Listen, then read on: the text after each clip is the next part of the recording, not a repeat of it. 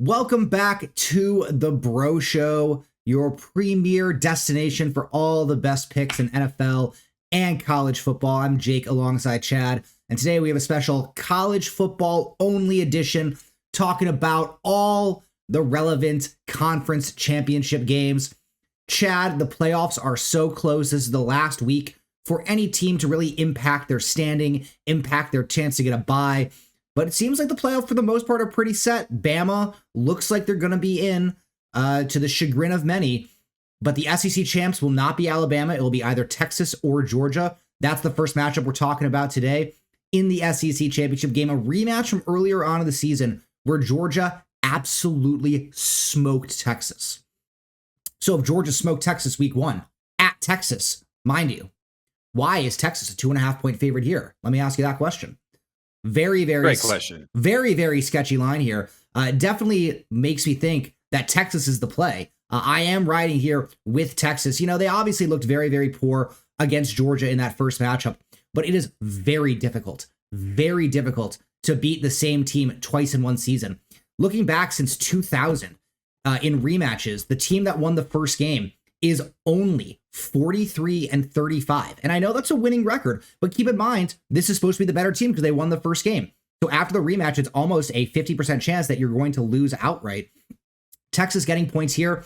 You know, their run game has been much improved over the last few weeks. They've been really relying on Wisner at running back. He's put up 350 yards in his last 2 games, and their defense has been looking absolutely stalwart to end the season. They blanked Texas A&M. They really secured that game with a huge goal line stand. And I believe they lead the country in interceptions.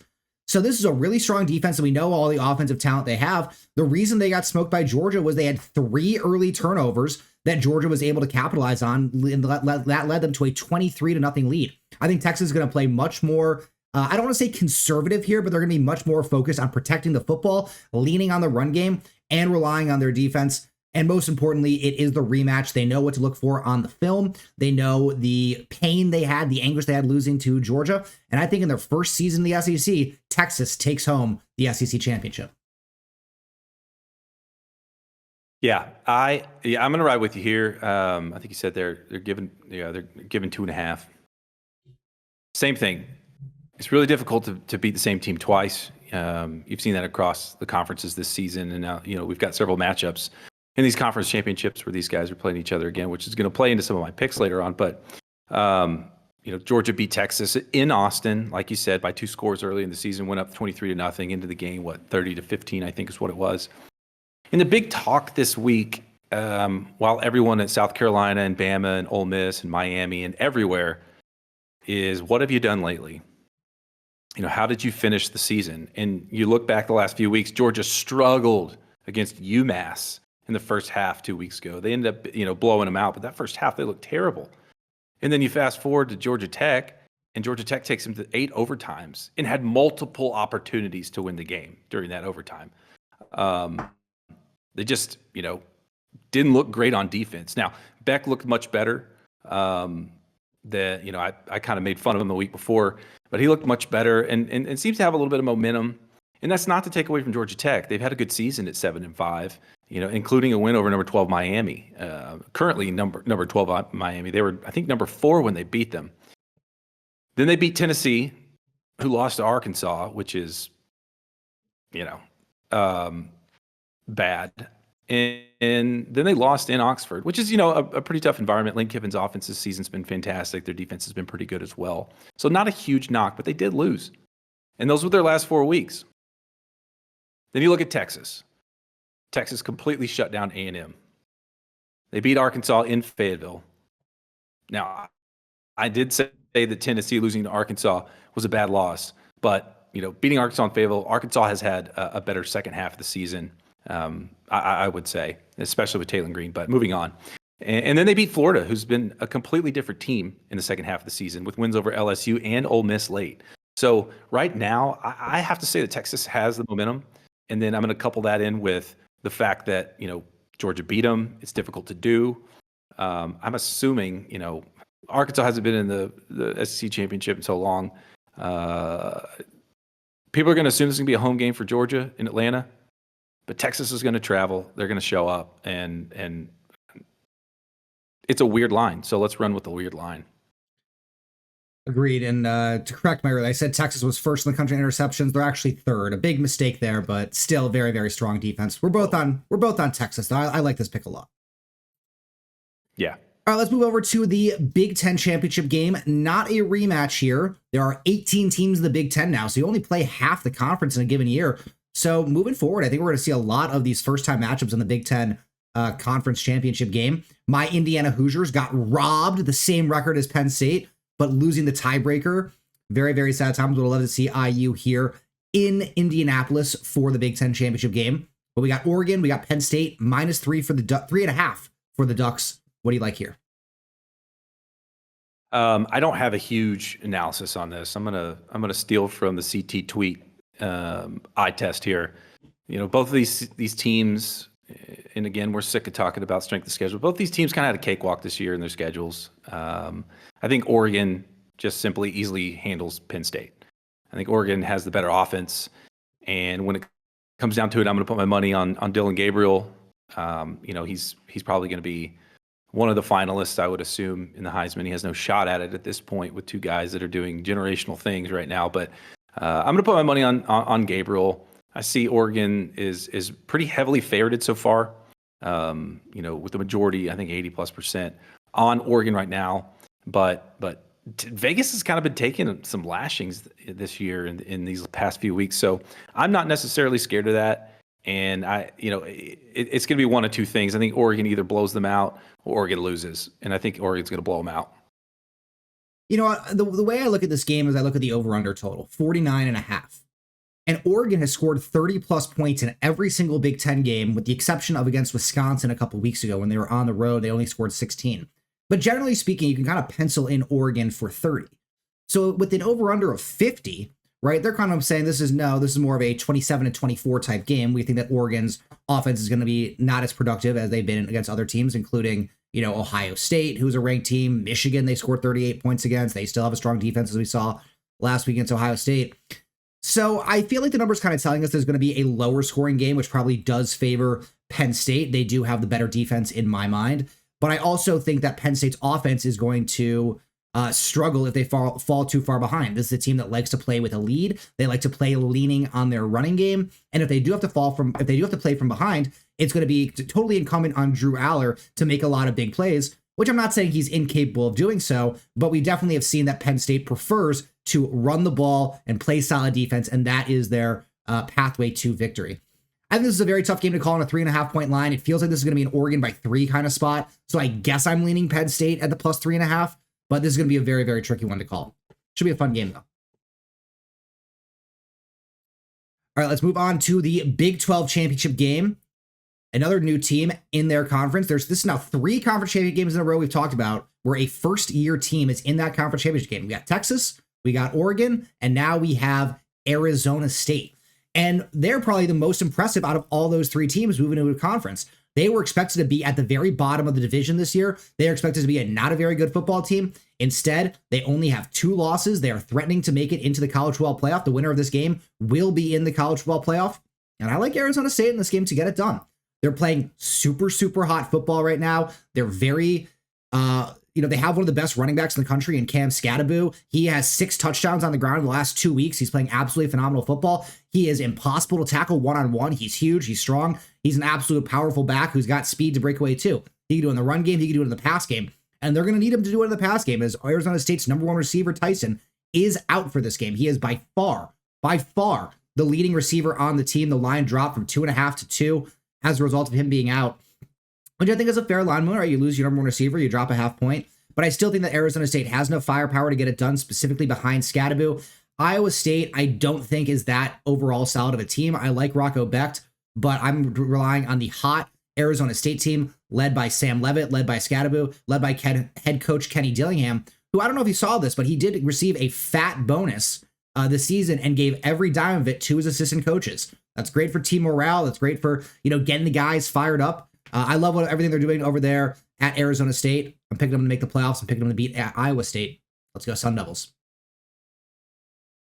Yeah, after no offense, Jake, but after the last couple of weeks, I'm really tempted to fade you this week.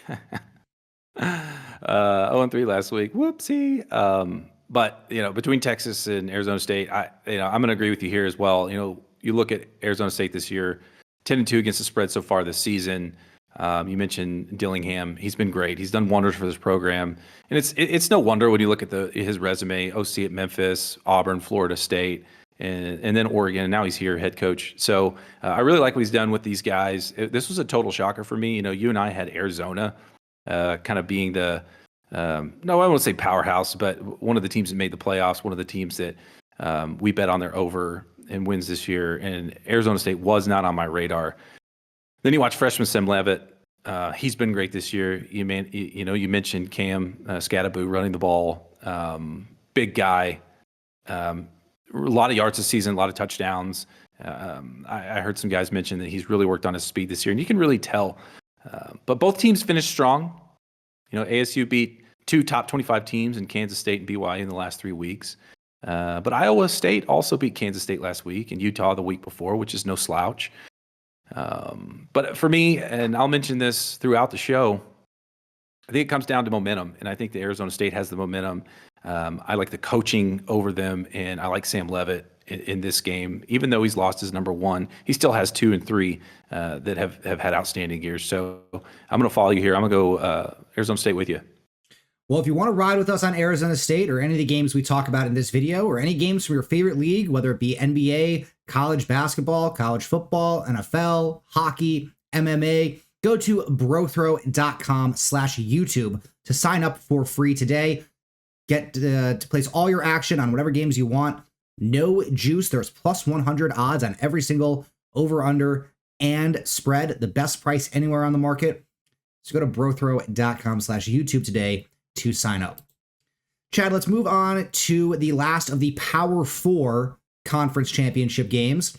SMU taking on Clemson. 2.5-point dogs are the Clemson Tigers. Clemson got upset last week by South Carolina, although you and I were both on South Carolina in our video. So what do you think happens here now where Clemson is in a must-win spot? Their only chance to get in the playoffs is to win this game. Do you think Dabo and his boys can get it done?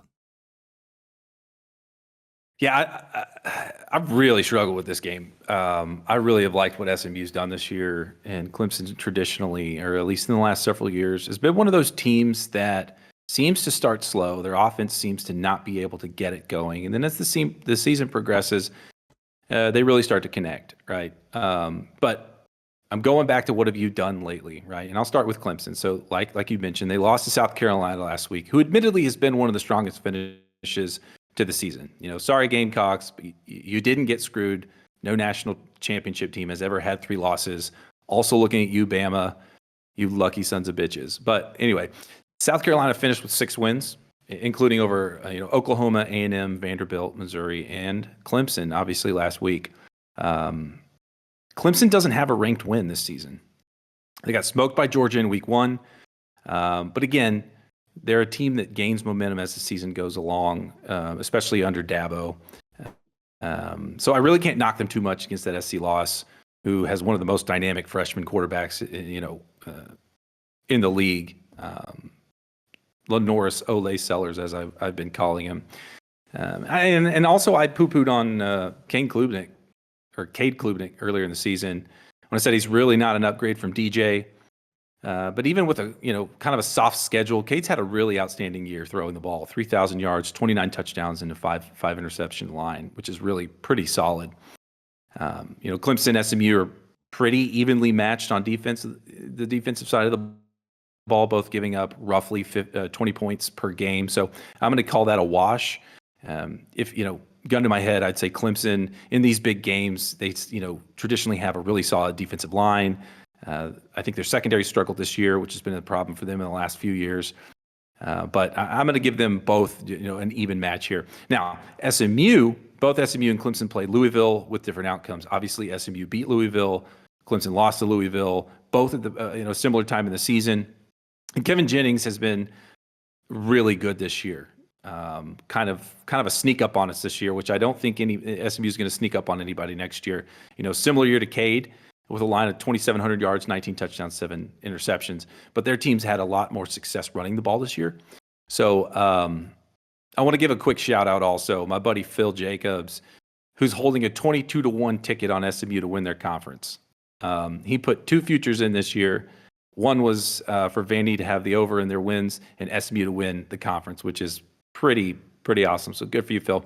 But when it comes down to this game, like I said, SMU, I think, has the late season momentum. I think that Clemson's a little bit banged up, and I know they're going to have a lot of motivation going in this game, knowing that if they win this game, they're going to have a shot at a national title. I don't think they have a shot at a national title personally, but Dabo's a great coach. But again, momentum here late in the season, and I'm going to give the nod to SMU. You mentioned Klubnik's passing ability, and he has had a really good season throwing the ball, but he also has had a really good season running the ball, especially recently. The last 4 or 5 games, in 4 out of the last 5 games, he's had double-digit carries and has 7 touchdowns on the ground this year. So I think that threat to the Clemson offense has really improved their offensive package overall over the course of the season. It really adds in a couple more wrinkles for the SMU defense to deal with. You talked about how Clemson has 0 ranked wins on the year. Well, if you look at SMU's schedule in the current rankings, they also have 0 ranked wins. Louisville is not in the rankings. Pitt is not in the rankings. I understand at the time they were playing better football, but if you're looking at who are the top 25 teams in the country, SMU also doesn't have a ranked win. I think there's such a massive coaching advantage here for Dabo. This is a guy who's been here before. He's been in conference championship games. He's been in national championship games. He's been in the playoffs. He's been in big-time bowl games. And I don't want to slight Rhett Lashley. I think he's doing a great job as the head coach of SMU. But I think it's a clear coaching advantage here for Clemson. And I don't think anyone can even argue that Clemson has the talent advantage, right? They have way higher recruits, 4 and 5 stars littered across the roster. SMU players are very solid. But I think in this game where Clemson is underdogs and you have Dabo being able to say, no one believes in us, you got to fight extra hard in practice, coming off a loss to South Carolina, they have a lot to play for, making the playoffs. Both teams have a lot to play for, but SMU is likely to be in regardless based on the current playoff structure. That's kind of the debate, right? If Clemson wins, is it SMU or is it Bama in? I feel like it's going to be SMU. If you look at the odds on the sports book, they are like -250 to make the playoffs versus only -190 for Bama. So I feel like that's giving some credence to the fact that SMU would be in over Bama if SMU were to lose. And that's what I'm predicting here. I'm taking Clemson in this game. I think that the time is right for them to finally have a big win. And it's time for Dabo to step up and really prove that he is one of the elite coaches in all of college football like we expect him to be. And wouldn't Clemson making the 12-team playoffs with 3 losses just feel so fortuitous for them, a down season for them, but they still managed to get in. And we see Clemson and potentially even Alabama getting in with 3 losses, which is ironic because it wasn't the playoffs supposed to be like, oh, we're getting all these new teams in. Nope, it's Clemson and Alabama who benefit potentially the most from the 12-team playoffs. But this should be a very competitive game. I don't hate SMU. I think it can go either way, but I will be looking at Clemson here in the spot. All right, 2 more championship games to talk about. Those 4 were all on Saturday. These 2 are both taking place on Friday night. So we have nice spread out games throughout the weekend. It's not just all log jammed on Saturday. But this one is also a college football playoff get-in game. UNLV taking on Boise State. Boise is a 4-point favorite here in another rematch from earlier in the season. Similar to the Georgia versus Texas game, Boise State took on UNLV earlier this year, and Boise State won that matchup by 5 in what was a very competitive game. UNLV had the lead in the 4th quarter. Boise State gets a touchdown early on, and they held them scoreless the rest of the game. What was, I think, the most surprising about this game was how defensively focused it was. Like, everyone knows Ashton Jeanty is an absolute stud of a running back. Well, this was by far his worst game this season was against UNLV. He only averaged 3.9 yards per carry against them, 33 carries for 128 yards and a touchdown. I know it's crazy to say, but that was his worst game of the season. It was a full yard lower than any other average he had. And UNLV was just really stacking the box and forcing Boise to throw and beat them, which they were able to do so to an extent. Madsen had 209 yards passing and a touchdown, but it was really Boise State's defense, in my opinion, that won this game for them. They were able to hold Ricky White to only 57 yards passing. Haj Malik Williams got it done on the ground, 105 yards rushing. But everyone else on the team, there are other running backs did not do as strong as we would expect them to, and they only threw for 180 yards. So the question then is, will it be another defensive battle like the first one was, which is ironic at 53 combined points? We have an over under 58. That game would have gone under. And with the rematch possibility, when we talked about with Texas and Georgia, I like UNLV plus the 4 points here. They've already proven they did a great job at stopping Ashton Jeanty. We know Boise State's main game plan is to feed him the ball. And I think they're going to find on film some exposures and some ways to get more yards through the air specifically and get Ricky White more involved on this Boise State defense. So I'm going to take the +4. Again, this is a very competitive game. And the first time you're getting over a field goal here on the team that lost the first time is generally the spot I would like to take in general. So I will take UNLV +4 on the Friday night Mountain West Championship game. Okay. I didn't write this game down. I don't have this game down to actually bet on because I really don't have a good lean. So I'll just give you what I'm hoping happens. I'm kind of hoping that Barry Odom loses. And the reason is I know that despite his contract extension, I don't want to see him come to Arkansas. And I know Arkansas is going to be looking for a new coach in the next year or two. And I personally don't want to see it. I'm holding out for Urban Meyer. Shout out Keith. I want Boise State to win because I'm holding a futures ticket for Ashton Jeanty to win the Heisman. And I know at this point it doesn't seem like that's likely. But I'm a romantic, so I'm holding on to hope that he runs for 200, 3 touchdowns, and changes some minds in that voting class for the Heisman. Like I said, outside of who I'm cheering for, I really don't have a lean. But I will say, again, it's tough to beat the same team twice, like we've mentioned. And in a season when both teams are the top of their conference, and Boise State beat UNLV in Vegas 29-24. I don't have a feel for this, but, going back to the Heisman, it's been talked about a lot. Travis Hunter is a one of one, right? And if you eliminate the greatest running back of all time in Barry Sanders, Ashton Jeanty is also a one of one, at least as far as our lifetime. We've never seen anything like this. For the guys our age.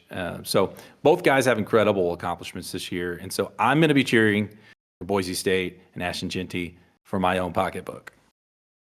Well, we know a team that can run almost better than any other team in the country, Army, with their triple option scheme. This is the final game we're talking about for today's video. The American Conference Championship game, Tulane versus Army, Tulane -5. Finish us off strong, Chad. Give us a winner here in this game. Okay, so this is my odd line of the week, also known as the stinky line. I think that Army is a spoiler, and they have a solid defense with the exception of the Notre Dame game, obviously getting blown out. But when you play Army, you know what you're getting, right? You're getting a run-first offense with a running back quarterback who can send it down the field from time to time, which he's proved this year. He's thrown for almost 1,000 yards, which I don't think is something that Army's typically used to. So the question becomes, can you stop it? And just kind of talking through this, playing devil's advocate of my own pick here. But on the Tulane side, Troy Summerall has already been discussed for a larger Power 4 job next season. I know he said, I'm focused on this game, and this is what we're here to do, is to win, which is layman term for, yeah, I'll take another job. Someone come in and call me, I'll take it. And then on the Tulane side of the ball, you got Darian Mensah, who is the exact opposite of what Army does. 2,500 yards, 20 touchdowns, 5 interceptions this season. He's been outstanding. I've made a lot of money on them earlier on in the season. They've been great against the spread. And when I consider all this, I actually hate the Army pick, which means I'm definitely going to stick to it. Like I said, it opened up at 6. It looked like the Sharps jumped on Tulane, and now it's 5. And 4.5 in some places, which just doesn't make any sense to me. So it's one of those where, every week you find one where you've got kind of a reverse line move. Army is not the logical play here. And so I think I'm going to stick with them. I like it. When you talk about Army and the triple option, there's one other team in the country that also runs the same scheme, and that is Navy. Tulane did not play Army this year, but they did play Navy on the road 2 weeks ago, and they won 35-0. Yeah. Now, you would normally look at that and say, well, if they did such a great job defending the triple option, shouldn't they also do a great job defending the Army triple option? And that logic would generally pan out. That was my reasoning behind the Notre Dame pick against Army when they played after they destroyed Navy. They took on Army, easily won that game too, or flipped around, whatever the situation was. They took on one read option team and beat the other one soundly. But in that Tulane-Navy game, Navy starting quarterback Blake Horvath got injured early in the first quarter, and they had to go with the backup who was much less experienced at running the option. They had to go with a simpler playbook. And now going against the full strength of Army, I don't necessarily want to say like, oh, that game against Navy is not like we can't go off that, because they did do a great job at holding the triple option. Even with the backup quarterback, Navy still should be able to put up points in the triple option scheme.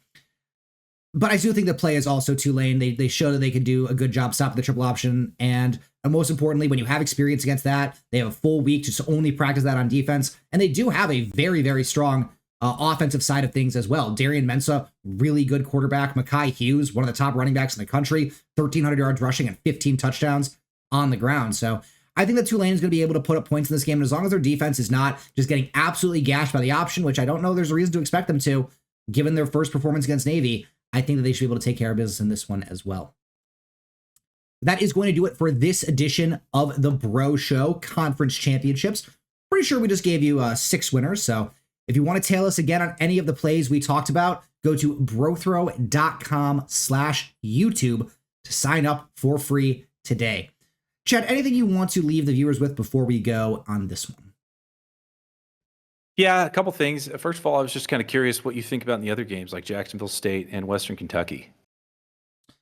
I kind of lead J State. I like Western Kentucky's head coach, Tyson Helton, but it feels like their team has just not been as prolific throwing the ball this year as they were in years past. And I like J State. I don't love Rich Rod as a head coach, as a ardent Michigan hater, but you certainly can't deny that he's been doing a great job with this program, and he is a elite head coach for that conference, for that tier. So I think I'm leaning Jacksonville State here. Even with Tyler Huff being hurt? Trey Stewart gets it done. You can't stop Trey Stewart on the ground. Yeah, that's a good point. I've got Western Kentucky penciled in just because of that. I've got Miami, Ohio penciled in. I've got the Cajuns penciled in. And I think we covered all the others. So it looks like I'm straight chalk for the remaining 3 teams. So feel free to fade me, everybody. Last thing I wanted to add, since we did a kind of a college conference championship special this week, no NFL picks on the show, but be sure to check your emails. I think it's going to be coming out Thursday. But the Chad Dix Big Swing and Picks is 35-28-1 on the season. So still trending in the win column, and I've got quite a massive slate this week. I'm not trying to protect the score here. We're shooting for birdies, and I think I've got 6 or 7 games lined up, including overs, unders, and spreads.